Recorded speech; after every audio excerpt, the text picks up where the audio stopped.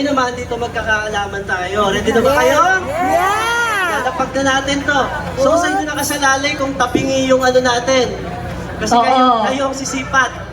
O, titignan nyo kailangan na sabay-sabay kayo ng, baka may isang kaliwa, may isang kanan. Oo, so sabay-sabay tayong sisipat dito.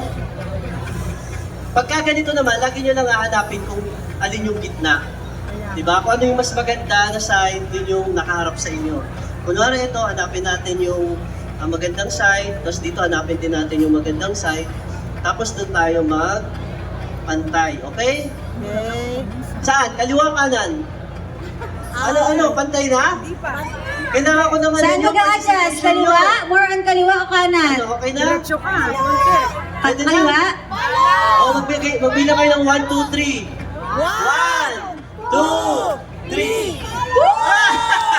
Gawin na ba? Tapos, pagka ganito, itulak lang natin ng konti. Yes. Yan. For the sake ng mga beginners, kasi hindi pa nila